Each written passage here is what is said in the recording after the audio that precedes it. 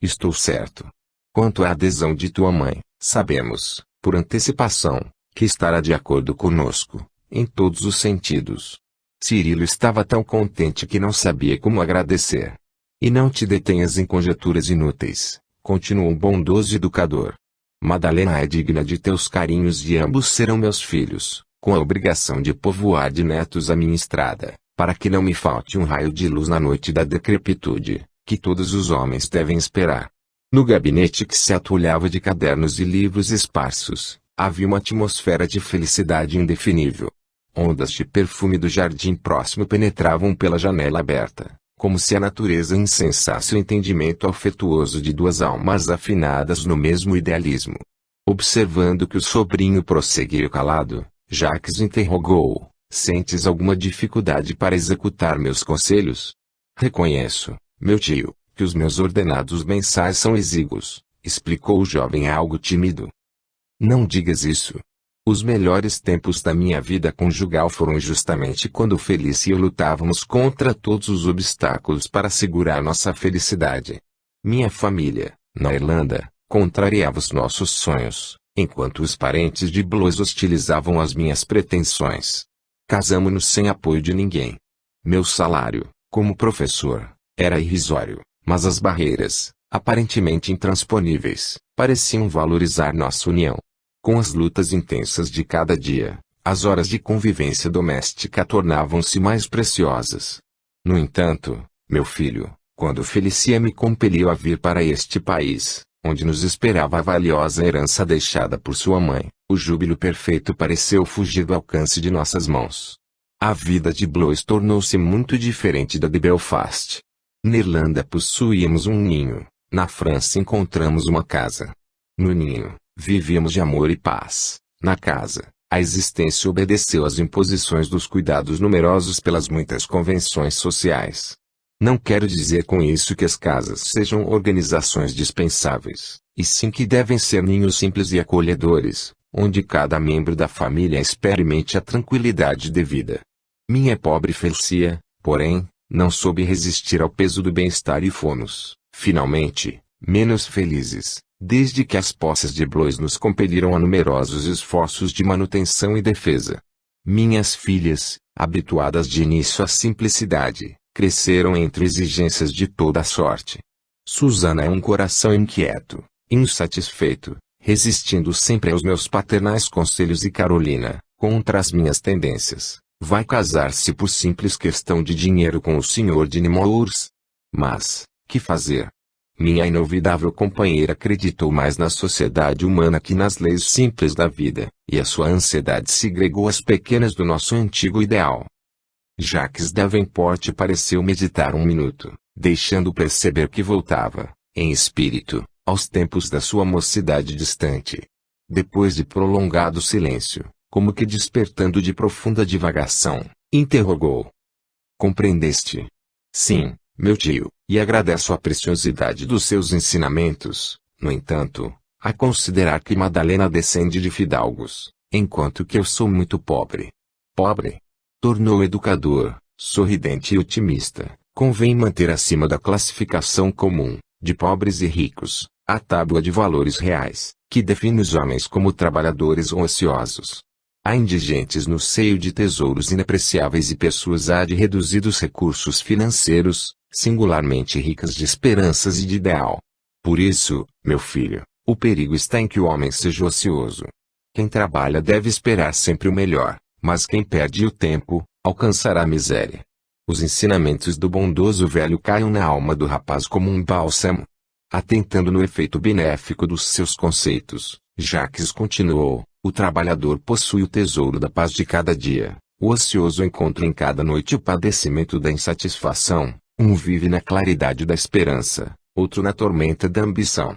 Uma casa sem lacaios é um refúgio de repouso espiritual, nestes tempos de devassidão. Muitas vezes, o homem que dispõe de muitos servos paga-lhes por supostos serviços, mas o que recebe, em verdade, é calúnia e ingratidão.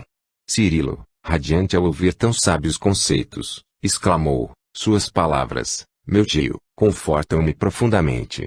Sendo assim, declaremos guerra às reticências, Atalhou ele bondosamente traço, já que não és ocioso, podes casar quando bem quiseres. E como se fizesse uma conta mental, após pequena pausa, acentuou, os esponsais de Carolina estão marcados para novembro próximo. Debalde tentei induzi-lo a fixá-los para o Natal. Desse modo, Cirilo, designaremos tuas núpcias para o futuro 25 de dezembro. Tão perto? Perguntou o moço assaz admirado. Isso é quase impossível, pois nem mesmo solicitei aos pais de Madalena o necessário consentimento. Estou convencido de que hão de ceder para a felicidade da filha. Mas, as providências indispensáveis serão atendidas, murmurou o tio com significativo contentamento. Guardo-te 2.000 escudos, a título de cooperação afetuosa no teu sonho de amor. O jovem Davenport estava repleto de júbilo, mas, depois de pensar alguns momentos, advertiu, meu tio, tanta generosidade é demais. Contento-me com o seu apoio moral, porque, relativamente ao auxílio material, minhas primas seriam capazes de opor alguma objeção. Não deis guarida a tais desconfianças. Deus me livre de contender com a família por questões de dinheiro. Quando Felícia morreu, renunciei espontaneamente a todos os direitos que me competiam, em favor das filhas, que dividiram entre si a legítima materna. Apenas desejei ficar com a minha liberdade e com a minha escola. A contribuição, portanto, é de meu próprio pecúlio e não temos nenhuma satisfação que dar a Susana ou Carolina. O jovem não cabia-se de contente. A oferta preciosa vinha solucionar o melindroso problema econômico que o perturbava. Não queria casar-se sem uma base de recursos a cultivar. Supinamente reconhecido, tomou a destra do tio, apertou com carinho e exclamou, não sei como traduzir minha gratidão. Ora essa. Nem eu desejo que te perturbes por manifestar reconhecimento. Acreditas, acaso, que o dinheiro seja definitiva propriedade nossa? Todo o cabedal financeiro é de Deus, que o distribui consoante as necessidades de cada um, por intermédio dos próprios homens. A palestra afetuosa entrou pela noite adentro, até que um velho relógio bateu às 11 horas. Jacques lembrou que necessitava da sua beberagem habitual para o estômago, e o sobrinho se despediu agradecido e venturoso. Meu tio, dormirei hoje um dos sonos mais tranquilos de minha vida. E devê-lo-á só a Deus, exclamou o generoso amigo, afastando seu toque-toque da bengala, como a dispensar o rapaz de novos agradecimentos. Enquanto Cirilo se recolhia, ditoso, ao quarto de dormir, Jacques foi abordado por Susana em copioso pranto, quando buscava o remédio da noite no velho armário da copa. Ouvi tudo, meu pai, exclamou debulhada em lágrimas, evidenciando fundo rancor. Mas, de que se trata? Que ouviste? Suas combinações com Cirilo. E por que não foste participar da nossa conversação no gabinete? Indagou o genitor muito admirado. Tratávamos, porventura, de assuntos secretos que justificassem a curiosidade de alguém atrás das portas. A moça não respondeu, limitando-se a soluçar convulsivamente. Mas, que significa tudo isso, minha filha? Obtemperou o bondoso velho abraçando-a. Meu pai, amo Cirilo e não me conformo com a sua decisão. Jacques Davenport inclinou-se para a jovem profundamente preocupado. Agora chegava a compreender suas amarguras secretas, suas inquietações aparentemente injustificáveis, dos últimos dias. Sentou-se pausadamente, contendo a custo a própria aflição e fê-la quietar-se a seu lado, murmurando depois. Filhinha, tem calma e fortaleza, porque este é um desejo que teu velho pai não pode satisfazer. E o amoroso Jacques, com o seu espírito eminentemente conciliador, fez-lhe ver a necessidade de retificar as inclinações afetuosas, falando longamente da delicadeza da situação, salientando a escolha do sobrinho e os méritos inegáveis de Madalena Villamil. Desenganada em seus dissabores cruéis, Susana reprimia com dificuldade as expressões de ironia e ciúme que lhe explodiam no coração.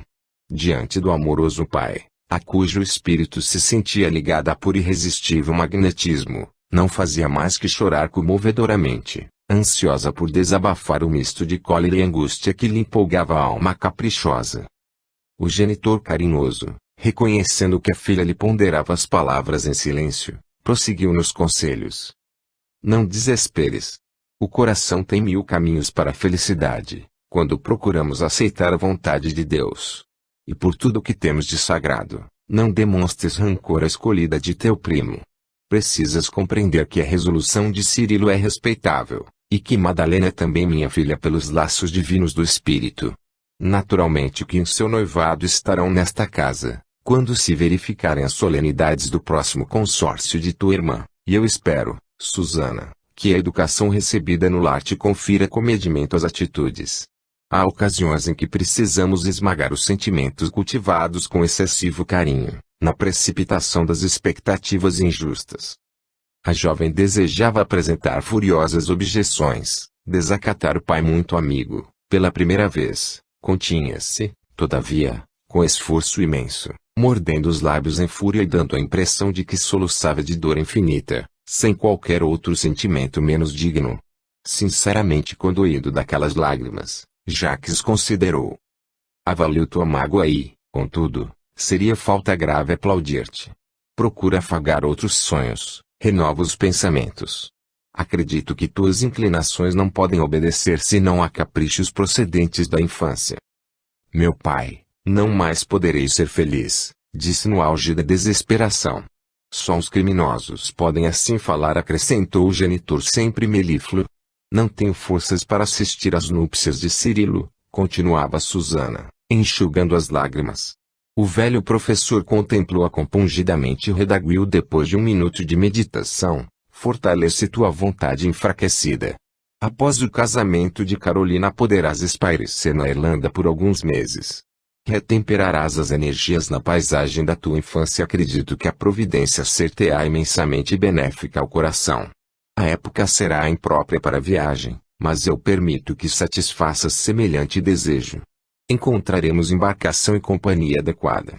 Por hoje, minha filha, recolhe-te à paz da noite e não chores mais. Tua desesperação não é justa e deves rogar a Deus te conceda a cura da enfermidade espiritual que te atormenta a alma inquieta. Susana quis revidar asperamente, declarar que semelhantes afirmativas a humilhavam em excesso, mas dissimulou a cólera, calou-se e obedeceu em silêncio. Quando a viu retirar-se, o pai carinhoso levou a destra ao peito, tentando aliviar o sofrimento íntimo, em face da angustiosa revelação da filha, e demandou a alcova silenciosa, sem conseguir explicar o triste pressentimento que lhe travava o coração.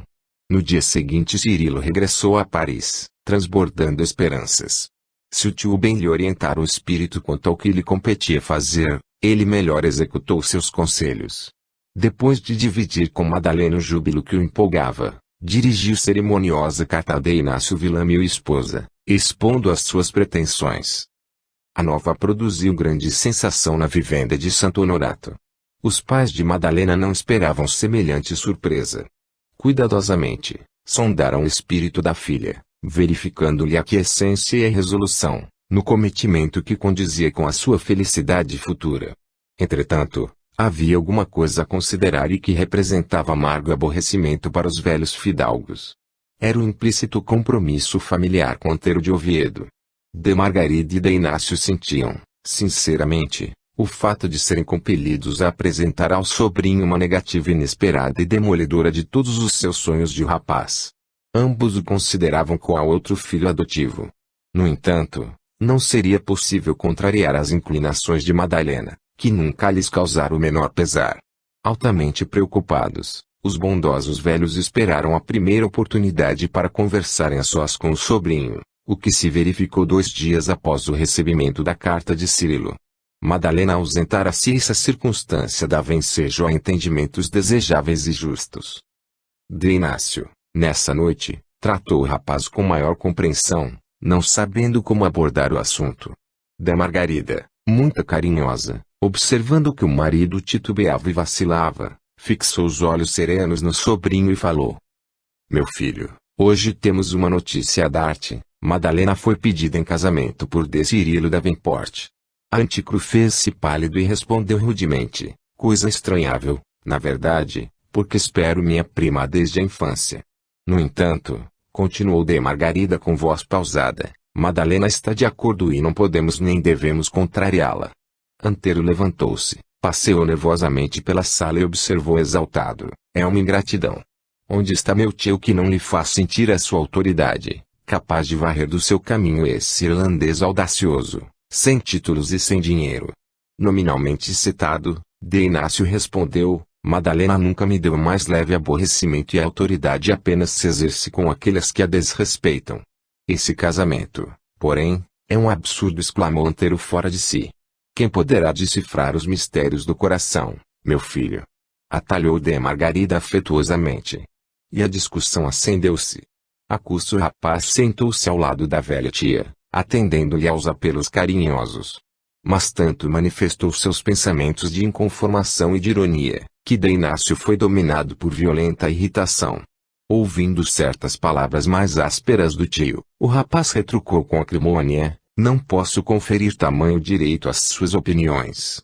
Afinal de contas, o senhor tem débitos bem pesados para comigo, antes de considerar qualquer privilégio ao irlandês miserável que me anula as esperanças. D. Inácio Villamil esboçou um gesto de justa indignação e revidou: sei que te devo dinheiro, mas não desconheces que nos deves os cuidados da educação. Supões, acaso, que te criaste em nossa casa a poder de brisas e votos brilhantes? Se reclamas aquilo que te devem escudos, como te poderia pagar com as coisas privativas do coração de minha filha? O rapaz recebeu a reprimenda ríspida, mal se contendo para não agredir o velho tutor, que lhe falava e gesticulava grandemente irritado. A boa senhora, todavia, interveio amorosa, e como o sobrinho chorasse de raiva, tomou-lhe as mãos com muito carinho e procurou consolá-lo. Não te encolerizes, Antero. És nosso filho pelo coração, antes de tudo. Considera, pois, que Madalena é a tua irmã. Poderias estimá-la, tão somente a título de esposa. Recorda que não podemos dispensar tua afetuosa companhia. Quem nos ha confortado o coração, em tempos tão duros de provação e de esperanças desfeitas. Não guardes rancor, modifica os sentimentos a respeito de tua irmã. Há de surgir, por certo, em teu caminho, um matrimônio feliz. És moço, ativo, trabalhador. Não te faltará uma noiva carinhosa, que encha o teu caminho de luzes novas. Tudo será uma questão de tempo e boa vontade. O rapaz, apesar da paixão doentia que lhe enchia o cérebro de odiosas preocupações, amava singularmente a velha tia, a única alma que lhe havia proporcionado na orfandade carinhos e afagos maternais. Ouvindo-a, desabafou. Não podia saber se chorava de amargura ou de despeito, mas, fosse como fosse, aquele pranto convulsivo aliviava-lhe o coração. D. Inácio lançou ao sobrinho um olhar de ironia e, depois de um gesto de enfado, abandonou a sala, enquanto D. Margarida continuava, olhos também marejados de pranto. Desanuvie o espírito, meu filho. Insisto para que continues junto de nós. Pediremos a D. Cirilo resida nesta casa, após o consórcio e, quando te resolvas a organizar tua casa, permanecerás, igualmente, em nossa companhia, até que me feches os olhos para sempre. Se Deus me der vida, Antero, consagrarei minha velhice aos teus filhinhos, que serão meus netos pelo coração.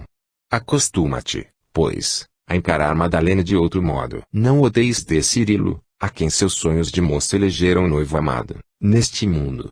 Não será melhor que se unam e vivam junto de mim, como irmãos carinhosos e dedicados. Além do mais, é indispensável concederes, em tudo, a execução dos desígnios santos de Deus. Naturalmente que a tua felicidade não será esquecida pelo céu. Rogarei ao Altíssimo te conceda uma esposa devotada e afetuosa, a fim de que, mais tarde, possa eu acariciar os teus filhinhos, em cada dia. Ante aquelas manifestações carinhosas, Antero pareceu lavar o coração, expulsando para longe do espírito as mágoas mais fortes. Contudo, no recesso do ser guardava rancor indefinível e profundo, que lhe arruinaria a existência. Sentia-se sem forças para alijar a figura da prima do quadro das idealizações mais íntimas. Conformar-se-ia com o inevitável, mas não renunciaria aos seus desejos. D. Margarida repetiu os conceitos carinhosos, que lhe caíam na alma como anestésicos suaves, mas, à medida que enxugava os olhos, ele recolhia, no âmago do espírito, propósitos de vingança, como venenos sutis. Depois de largos minutos de meditação, tinha os olhos fixos, como alucinado por ideia terrível. Permaneceria, sim, junto da velha tia, cuja afeição o preparara na vida com infinita ternura, mas sentia-se inclinado a disputar Madalena até ao fim de seus dias. Recordava, rancorosamente, as observações frias e ásperas do tio, e refletiu que Inácio lhe pagaria as objeções, a seu ver, audaciosas e ingratas. Não lhe cobraria os débitos contraídos com ele próprio, mas o velho fidalgo tinha outros credores, cujos títulos ele endossara, confiadamente. Buscaria, desse modo, retirar as garantias dadas, logo que julgasse a medida oportuna. Quanto ao atrevido Davenport, esse teria de experimentar, cedo ou tarde, o peso de sua vindita cruel. O tortuoso caminho do mundo estava cheio de surpresas. Conservar-se-ia ao lado da prima, qual sentinela, nela, sem repouso. O afeto que lhe votava, a seu ver, não admitia condenáveis substituições. Continuaria amando-a por toda a vida. Não podia pensar em outra mulher que lhe tomasse um lugar no coração. Quem adivinharia o futuro? Madalena poderia não casar e, se o fizesse, era possível que sobreviesse o desencanto conjugal, ou que envivasse algum dia. Se tal acontecesse, estaria, pois, a seu lado, a fim de lhe atender ao primeiro sinal. Após o incidente doméstico, dissimulou com habilidade o odioso rancor que lhe anuviava o espírito, pareceu resignado com a marcha dos acontecimentos. Cirilo e Madalena estavam longe de pensar nas maquinações sombrias do primo, que lhes presenciava o romance de amor, entre sorrisos indefiníveis e complacentes.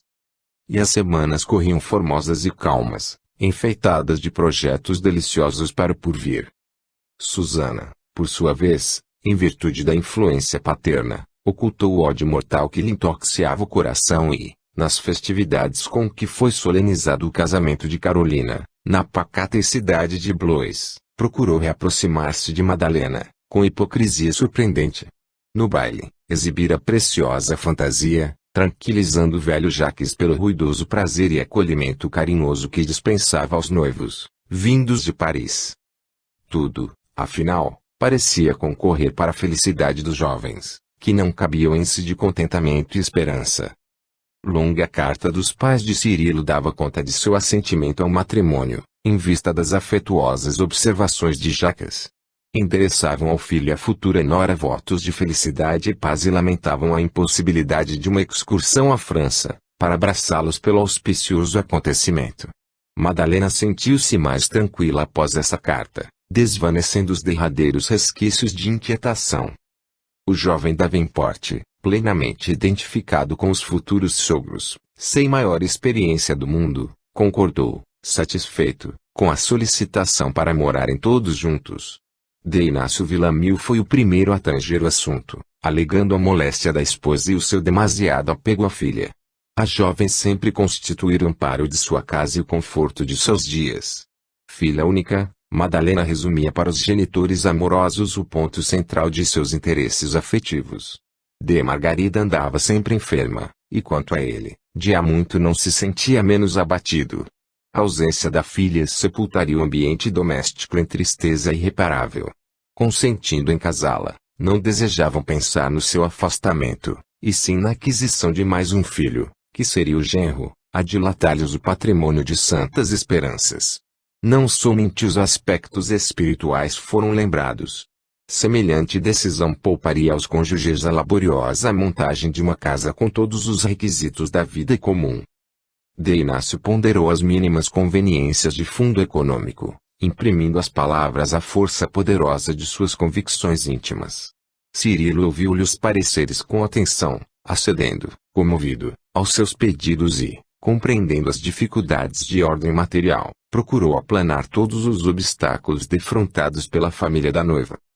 E foi assim que, numa atmosfera de profunda simplicidade e simpatia, realizaram-se as núpcias de Madalena com o rapaz irlandês, no modesto templo consagrado à memória de Santa Genoveva, em Paris. Carolina e o esposo, que passaram a residir em remoto vilarejo do norte, não se abalançaram a viajar com o frio intenso, e Susana, depois de ligeiras providências na capital francesa, partira, dias antes, para a Irlanda, em companhia de uma família amiga, de Alençon, mas o generoso Jacques tomara um carro em Blois, a fim de assistir à cerimônia modesta, trazendo carinhosas lembranças do seu velho parque para os noivos queridos. Com exceção de 3 amigas dedicadas da jovem, inclusive Colette e Cecília, a solenidade foi apenas acompanhada pelo tio de Blois, pelos pais da noiva e por Antero de Oviedo, que dissimulava dificilmente o ódio que lhe corroía a alma ardente. Cirilo e Madalena, porém, naquele instante, ignoravam que houvesse perversidade na terra e não queriam saber de homenagens mundanas. Unidos no seu imenso amor, perante o altar dedicado à padroeira de Paris, foi com sublime enlevo que receberam a bênção do sacerdote, em nome de Deus. Contemplaram-se reciprocamente, em seus votos de imperecível aliança, como se estivessem atravessando, naquela hora, as portas brilhantes do paraíso, e, entre os amplexos afetuosos que os cercaram em doce vibração de carinho, o jovem par, fremente de alegria, acreditou haver encontrado o ninho da felicidade perpétua. 3. A caminho da América. A chegada de Susana à herdade dos Davenport, nos primeiros dias de dezembro, em Belfast, assinalou acontecimentos de importância no ambiente doméstico. Samuel e Constância, sua esposa, receberam a sobrinha com satisfação inexcedível. A moça, no entanto, não conseguiu disfarçar a surpresa que lhe causavam as modificações ali havidas. A propriedade ia em franca decadência. Os apartamentos da casa haviam perdido a formosa ornamentação de outros tempos. Samuel dava a impressão de profundo desalento, enquanto a esposa, de olhos encovados, parecia refugiar-se na paciência, ao torvelinho de amarguras que lhe feriam o coração. Guilherme, Patrício, Jaques, Carlos, Doroteia e Helena, os 6 irmãos menores de Cirilo, estavam pálidos e mal nutridos. Susana percebeu que os golpes do infortúnio continuavam vibrando naquele lar amoroso, que vinha arrastando as perseguições religiosas durante muitos anos. Procurou, contudo, dissimular a decepção e passou o primeiro dia de permanência na graciosa vivenda próxima de Belfast, em doce relembrança de episódios familiares, cumulando a bondosa constância de cariciosas consolações. Mas, após o jantar muito simples, procurou isolar-se com os tios na varanda ampla que dava para um trato de terra empobrecida, buscando sondar-lhes os pensamentos relativamente à penosa situação que atravessavam. Infelizmente, declarava Samuel evidenciando enorme desânimo, nada mais temos a esperar do torrão que nos viu nascer. As crueldades iniciadas aqui pelos mensageiros de Cromwell foram completadas pela criminosa ambição de Lawrence Morrison, que nos arrebatou as derradeiras migalhas, apenas por uma questão de inflexibilidade religiosa. É horrível, disse a moça, impressionada a traço, mas sinto aqui um esquecimento lastimável. Acredito que Cirilo não está informado deste quadro de tamanhas necessidades. Ah! Sim, disse Constância resignada a traço, nosso filho tem seus ideais, Susana, e não nos parece justo arrancá-lo de suas esperanças e atividades em Paris, apenas por egoísmo do lar. Aqui, porém, não se trata de egoísmo, revidou a jovem. Francamente, não esperava encontrá-los em pobreza tão crua. E dizer-se que Cirilo casará ignorando tudo isso.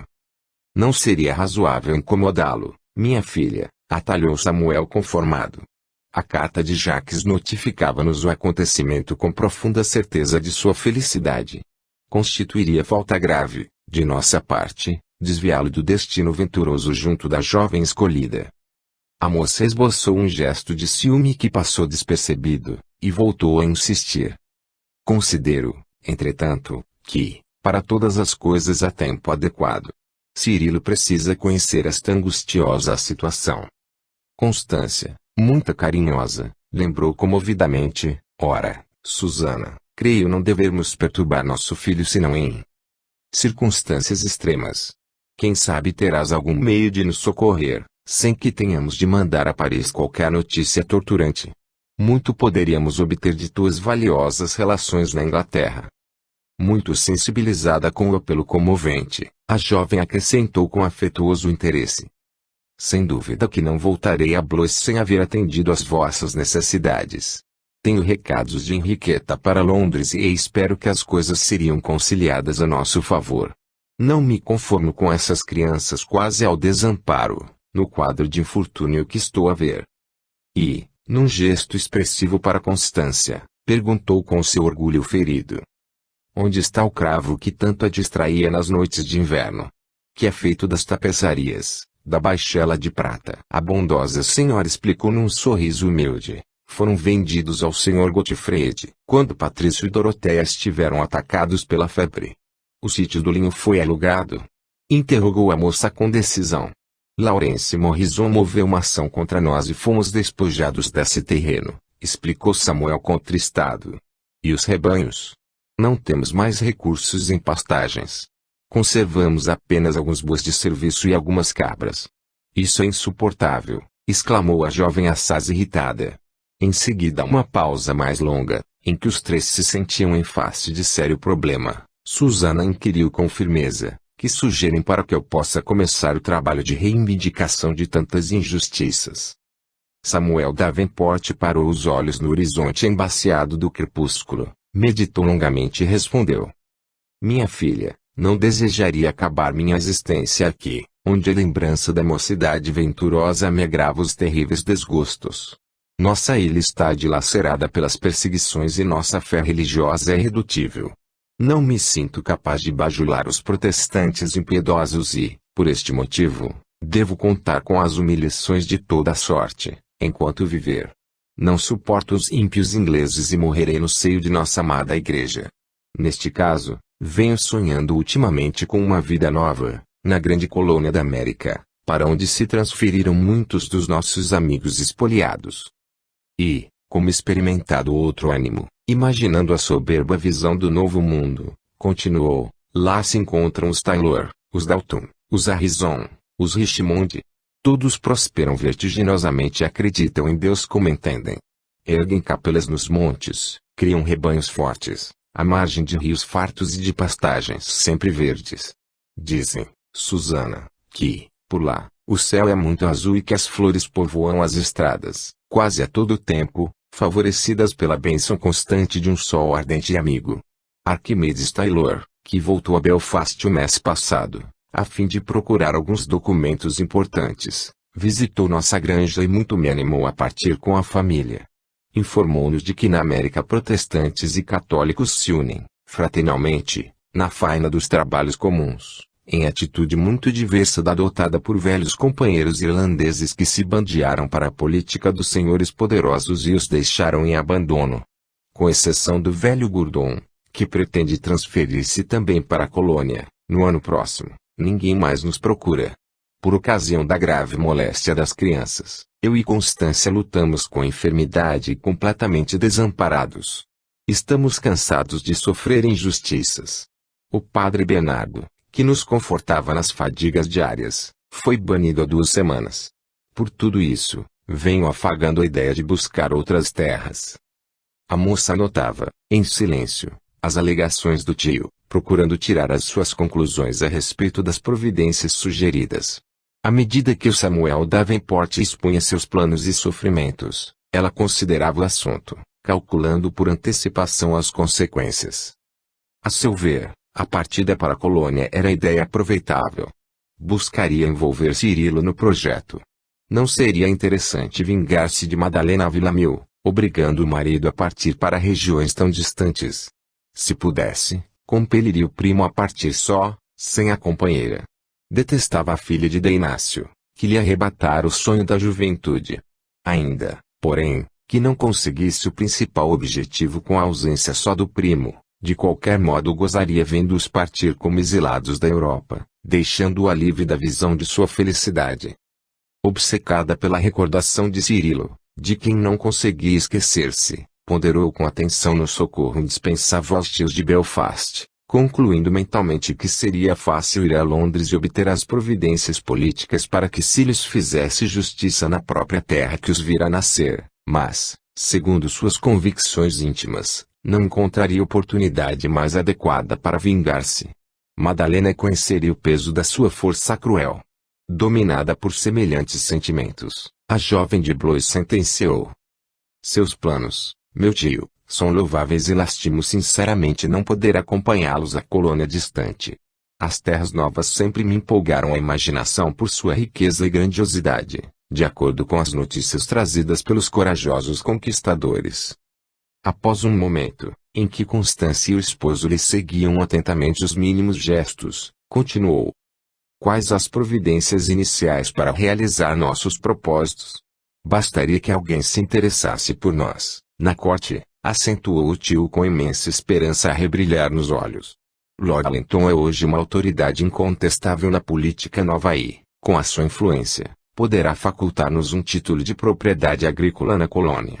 Isso conseguindo, venderíamos o que nos resta e escolheríamos a chamada região de Connecticut, onde pretende fixar-se o nosso generoso Gordon, no próximo ano.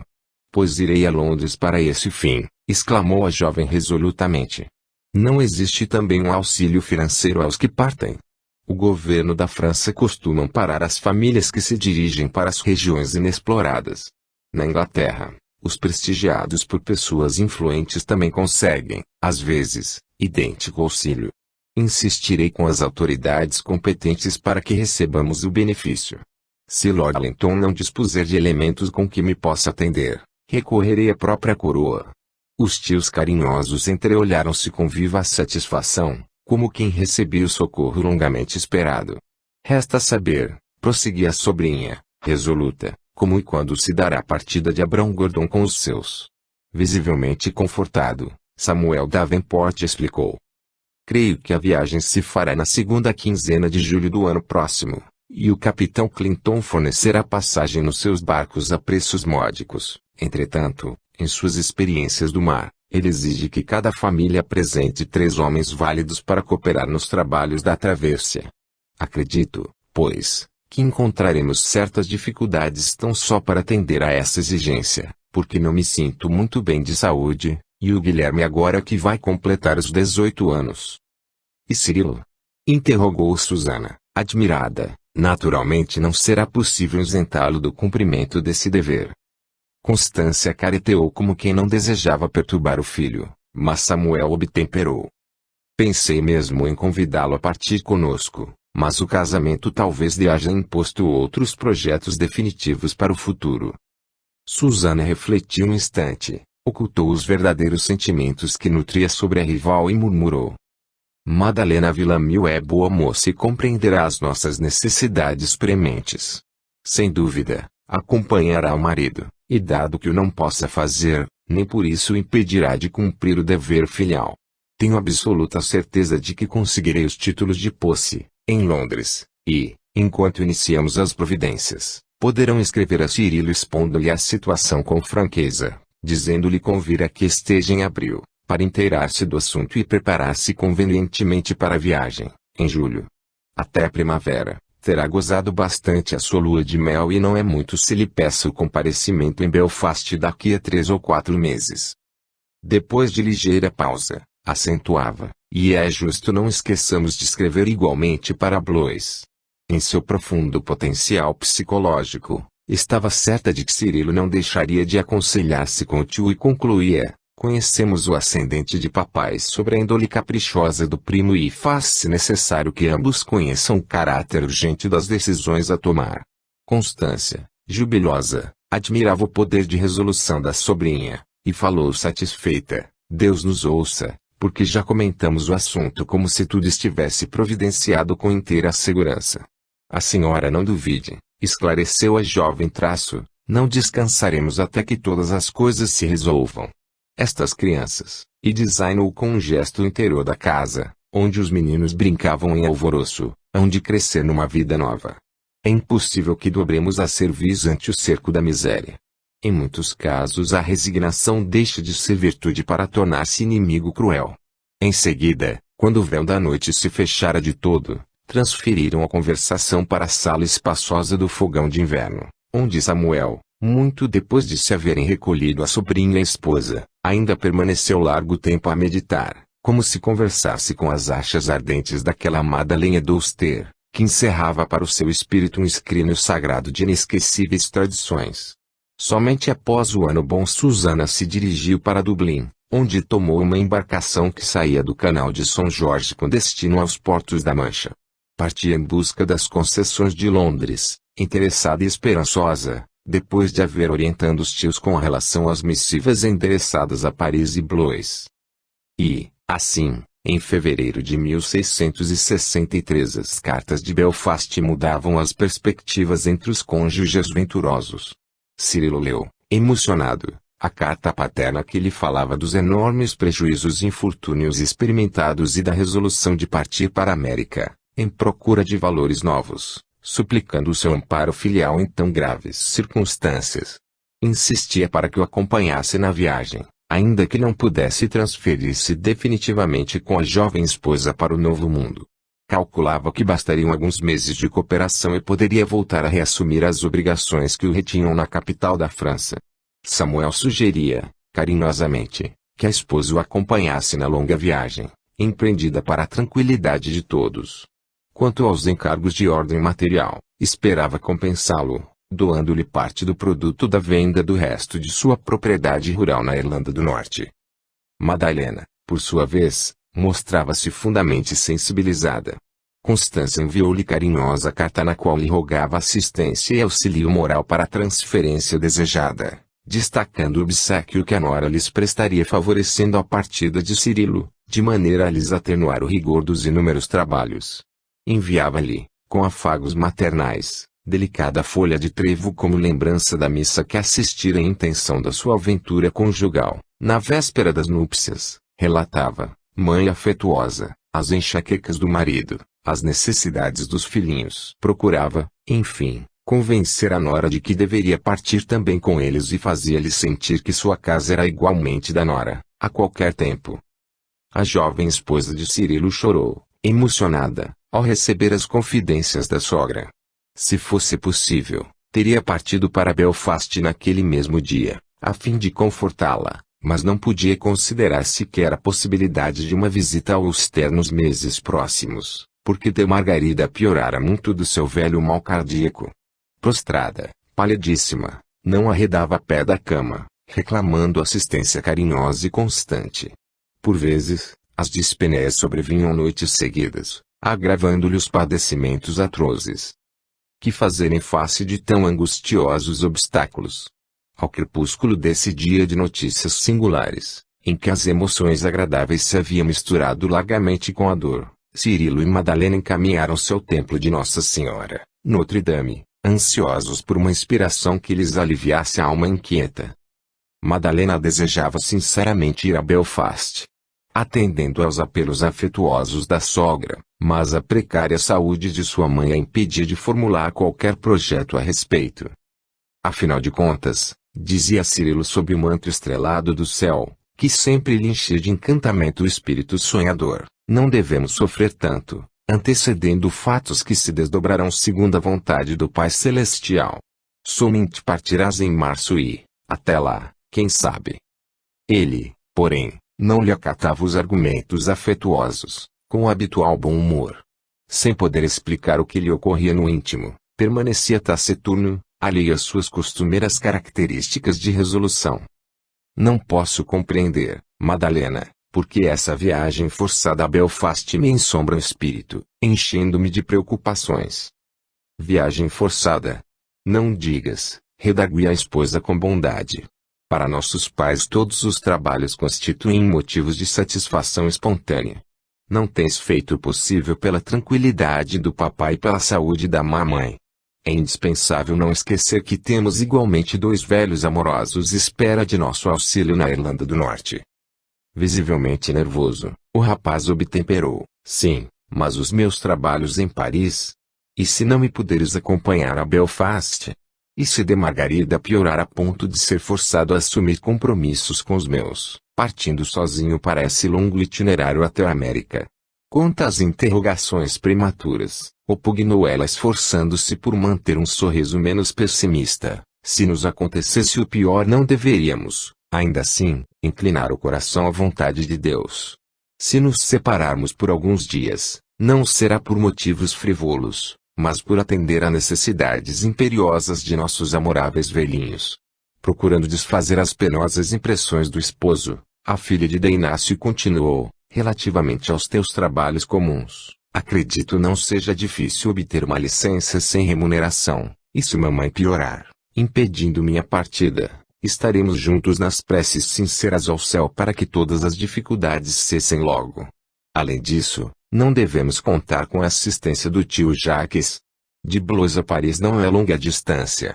Precisamos coragem, Cirilo, pois Jesus não nos deu a felicidade somente para satisfação pessoal e sim para que aprendamos a estendê-la a outros seres. Nossos pais estão cansados e doentes. É justo lhes ofereçamos nossa disposição para o trabalho e socorro de nossa mocidade sadia. O moço ponderou aquelas palavras deixando perceber que havia encontrado a desejada solução e enlaçou com mais ternura.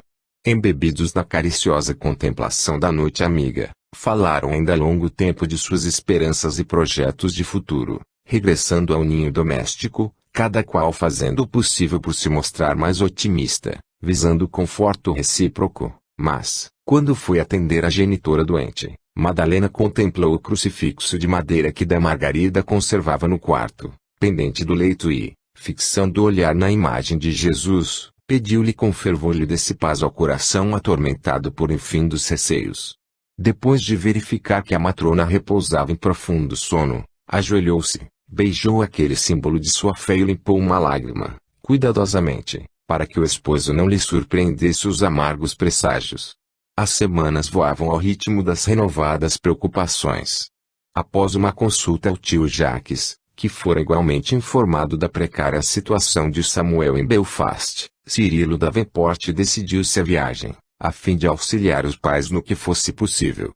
Preparou seu desligamento temporário dos serviços, tomou as providências necessárias, mas de Margarida piorava devagarinho, impossibilitando, de qualquer modo, a ausência da filha. À vista disso, o rapaz foi obrigado a partir sozinho para a Irlanda, em fins de março. Informado de que Susana permanecia no torrão natal, Madalena dirigiu-lhe carinhosa carta, junto de que escrevera, com muito afeto, à bondosa sogra, explicando a impossibilidade de visitá-la e solicitando-lhe que, como prima devotada, a representasse na família, orientando Cirilo em suas necessárias decisões de auxílio aos pais.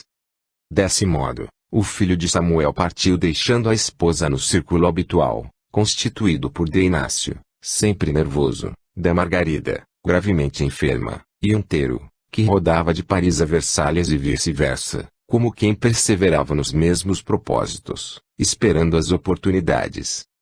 A chegada de Cirilo foi um acontecimento de larga repercussão no lar paterno. Susana, dias antes, havia regressado da capital inglesa com todos os documentos legais, concernentes à migração de Samuel e família para a colônia longínqua. Depois de uma visita pessoal a Carlos II, em que fizera questão de alardear o valor de suas relações prestigiosas na corte de França, todas as portas se lhe abriram com facilidade surpreendente. Além de conseguir as dotações necessárias, inclusive sementes e outras utilidades, solicitou também um auxílio financeiro para o velho Gordon, que lhe recebeu a gentileza profundamente sensibilizado. Ao júbilo das concessões obtidas, acrescentava-se, agora, a alegria da vinda do rapaz, reforçando as esperanças dos perseguidos irlandeses. Constância não sabia como exprimir seu contentamento maternal. Reuniu todos os recursos humildes da despensa doméstica e ofereceu um jantar muito simples, nesse dia em que, acima de tudo, falava o sincero carinho do coração.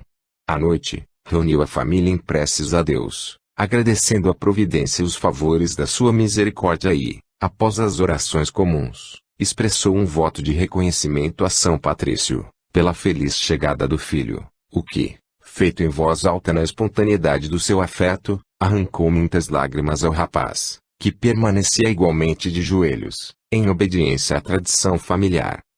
Conforme acontecera prima, Cirilo impressionara-se fortemente com os quadros de infortúnio resignado e de velada pobreza que viera encontrar na paisagem querida de sua infância, e fazia o possível por não repetir as expressões de espanto, quando procurava esse ou aquele local, em busca de velhas impressões da sua meninice.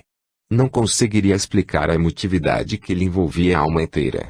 A humildade com que Samuel patenteava a necessidade da sua proteção, os olhares amorosos da mãe, a doce delicadeza dos manos, penetravam-lhe o espírito com indefinível intensidade. Lera Constância a terna missiva de Madalena e reparara, Emocionadíssimo, como a genitora enxugava as lágrimas copiosas com as dobras do avental muito branco.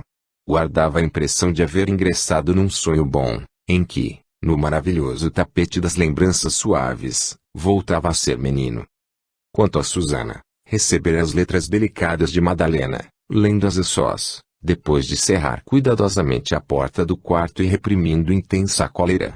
Frase alguma daquela mensagem fraternal conseguira modificar suas disposições. Não constituía atrevimento da rival endereçar-lhe semelhante apelo. Num ímpeto de ciúme e despeito, fez menção de estraçalhar o documento carinhoso, mas, como se fora advertido pelas ideias criminosas que lhe passavam, por vezes, na imaginação sobreexcitada, exclamou consigo mesma: não será melhor conservar esta carta para algum dia da vida? Quem poderá saber o futuro? E modificando a primitiva atitude, guardou a missiva com cuidado, na bolsa reservada aos objetos mais íntimos. Abrão Gordon, à noite, viera participar das alegrias familiares, abraçando o jubiloso recém-chegado de Paris, a quem amava como próprio filho, desde o dia em que Samuel e Constância o haviam chamado para levá-lo à pia batismal. Às ocultas, o pai de Cirilo, acanhado por ter de incomodar diretamente o rapaz, solicitara ao antigo companheiro de lutas endereçasse ao filho o apelo final, para os acompanhar no longo cruzeiro transoceânico. Gordon aproveitou o encanto do momento, cheio de intimidades cariciosas e, quando terminaram as preces de louvor a Deus, dispôs o grupo familiar em torno da larga mesa dos Davenport, que recordava os antepassados numerosos, devotados a tradições domésticas. Aplaudido com calor por Susana, que entrava na conversação com apartes sagazes e inteligentes, o notável ancião, depois de exaltar as grandiosidades do Novo Mundo, que conhecia pessoalmente, em virtude de uma visita aos parentes exilados na Virgínia, notificou ao rapaz a necessidade do seu apoio ao grande cometimento. Contamos contigo, Cirilo, afirmava o velho irlandês bondosamente, e nem poderia ser de outro modo. Samuel e Constância esperam o teu amparo imprescindível. Somos velhos e o capitão Clinton me necessita de moços para a travessia, que não é tão fácil como parece à primeira vista. Já enviei instruções a Oxford para que Carlos e João estejam em Belfast, no mês de junho. Não podemos dispensar o esforço dos filhos, na execução da empresa. Entretanto, murmurou Cirilo um tanto esquivo, dado o seu problema de natureza sentimental, refletindo na esposa e nas suas fadigas domésticas. Ignoro se poderei partir na época prevista. Não há mais tempo para hesitações, obtemperou o velho Gordon, depois de bater com o cachimbo na mesa, num gesto muito seu traço. A questão não é de possibilidade, é de imperiosa necessidade. Entre pais e filhos não há consultas, há compromissos. O capitão Clinton exige a contribuição dos mais fortes e não será razoável dispensar teus esforços. O rapaz corou em face da observação direta a que lhe era dirigida, e ocultando suas recônditas preocupações sentimentais, receando ser tido a conta de covarde, considerou: não me furta o que constitui para mim um ingrato dever, mas, como sabem, meus serviços intelectuais, em Paris, são bastante expressivos e não sei se me permitirão uma ausência prolongada. Meu filho, exclamou Abraão, convicto, não guardes ilusão sobre pretensas realizações intelectuais dos nossos tempos. Isso é um miserável engano, Cirilo. Os espíritos vulgares alardeiam conquistas mentirosas, enquanto escondem a consciência vestida de andrajos. Semelhantes fantasias vão conduzindo os homens mais hábeis à confusão e à ruína total. As lutas religiosas, que nos expulsam do berço, não serão resultantes da desordem do pensamento. Por que motivo os protestantes, e mesmo os católicos eminentes, se empenham em lutas de morte? Será porque trabalharam com as mãos, ou porque se desviaram do caminho de Deus pelo abuso de raciocínios? As mãos não se equilibram sem o impulso orientador das ideias, como as ideias não se materializam sem o concurso das mãos. No entanto, suponho que os homens vão esquecendo o dom do serviço pelos excessos do pensamento em desvario. Todos acompanhavam com atenção os argumentos profundos, enquanto o rapaz fixava os olhos brilhantes no rosto simpático do bondoso velhinho. Estava tocado nas fibras mais sensíveis e contemplava o antigo mentor, em respeitoso silêncio, ansioso por não perder um só de seus elevados conceitos. Em diversas regiões do sul, continuava Gordon, percebendo o poderoso efeito de suas palavras, existem católicos que assassinam os hereges, barbaramente, e aqui no Ulster os partidários da chamada reforma nos invadem as terras e desonram os lares. Enviados prepotentes da política de Londres nos insultam e assaltam nossas propriedades laboriosas e honestas. Se toda essa gente trabalhasse mais e discutisse menos, não acabaria estabelecendo a certeza de que todos somos filhos do mesmo Deus. As legítimas renovações, Cirilo, não se destinam apenas à operosidade e os feitos da inteligência, mas também ao esforço de arrotear com amor a terra dadivosa. Que tem sido a existência da Europa senão uma guerra incessante. Todos os povos progridem para dominar os mais fracos, prosperam, a fim de ganhar a força e exercer a opressão.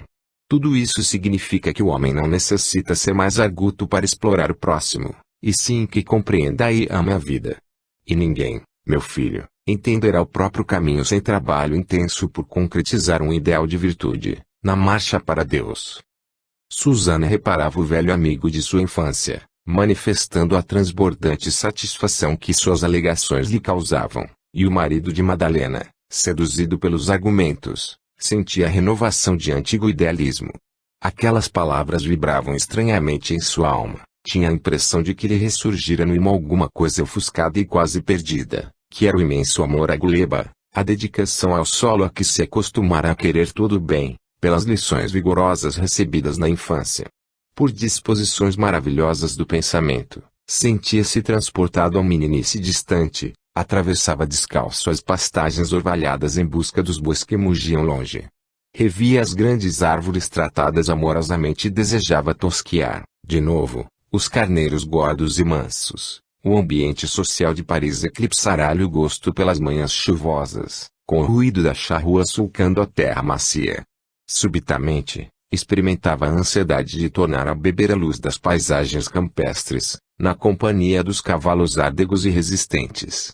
A inclinação do homem consagrado ao esforço da terra triunfava de todas as preocupações de ordem puramente intelectual.